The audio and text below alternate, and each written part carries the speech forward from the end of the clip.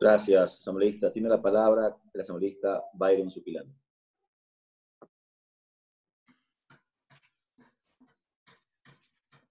Hola, ¿cómo estoy en el audio, mi querido presidente? ¿Estoy bien? Perfecto. Gracias, presidente, señoras y señores asambleístas. Primeramente, quiero que se me permita saludar a los casi 2 millones de ecuatorianos migrantes que no han sido exceptuados de esta pandemia y que están aquí para luchar en lo que se pueda, porque ya empezaron también a perder los empleos, empezaron a ser despedidos de sus trabajos justamente por el toque de queda y los estados de excepción que también dio Estados Unidos en el caso de mi circunscripción. Además, señor presidente, permítame sumarme a la felicitación de todos los colegas asambleístas, a los trabajadores de la salud, a los policías, a las enfermeras. Quiero felicitar también a los señores prefectos y alcaldes que aguantan estoicamente el no pago, la no asignación de 2 meses de parte del gobierno central. Y me queda una inquietud de preguntarle al gobierno cuál es el monto y la asignación que tienen para enfrentar esta crisis. Yo hace 2 meses le pedí a la ex ministra de Salud que se me diera información y se hizo caso omiso. Acuérdese que esta pandemia viene casi desde el mes de diciembre, azotando desde la China, pasando por Europa y ahora en nuestros países.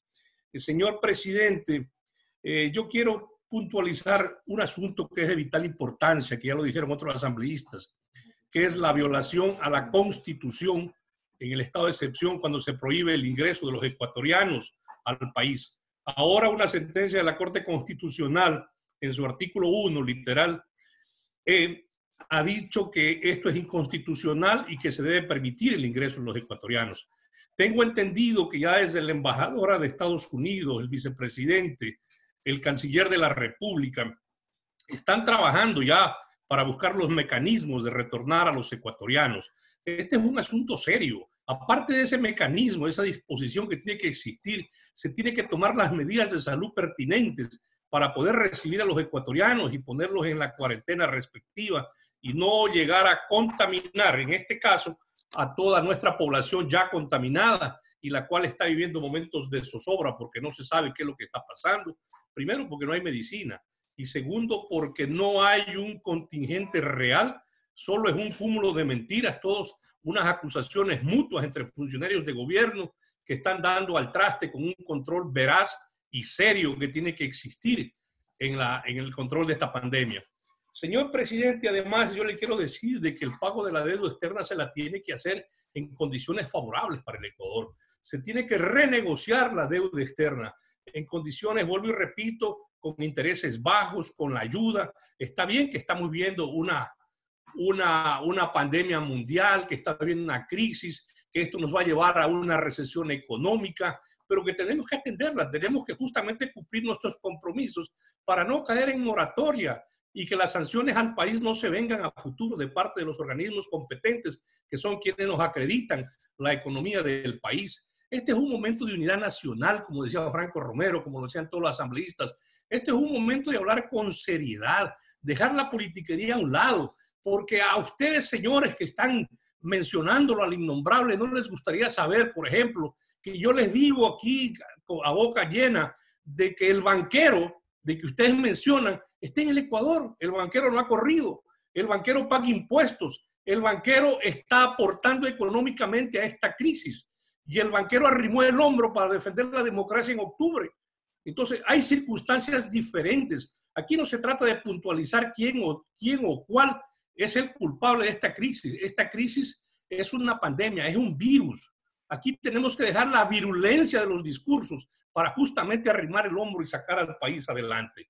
Yo quiero, señor presidente, apoyar el artículo 11 de la resolución presentada por el colega Albornoz, en el que tiene que ver con el retorno de los ecuatorianos que están varados en todas las circunscripciones del exterior. Estados Unidos, Canadá, Europa, Asia y Oceanía, América Latina, África y el Caribe. Y quiero que se incluya, señor presidente de esta comisión y proponente de esta moción, a la comunidad galapagueña que está en el Ecuador continental y no puede ir al Ecuador insular.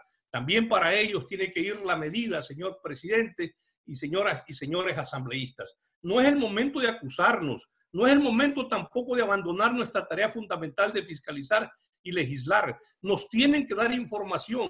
Es más, y quiero para terminar sumarme a la petición del colega asambleísta Héctor Muñoz, el cual dice que se tiene que conformar una comisión para renegociar la deuda externa. A los compromisos se los cumple. Para exigir derechos hay que cumplir obligaciones, señor presidente.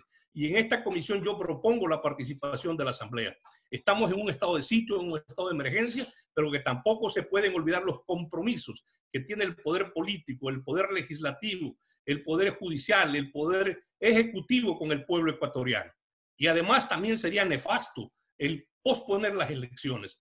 Hablando de elecciones, señor presidente, le debo manifestar que nuestro movimiento ya acogió hace tiempos la posición, por ejemplo, de mi amiga asambleísta Mae Montaño. En lo que tiene que ver con el fondo partidario, se han iniciado las gestiones para retornarle al Consejo Electoral, al gobierno, el monto de más de $500,000 del fondo partidario.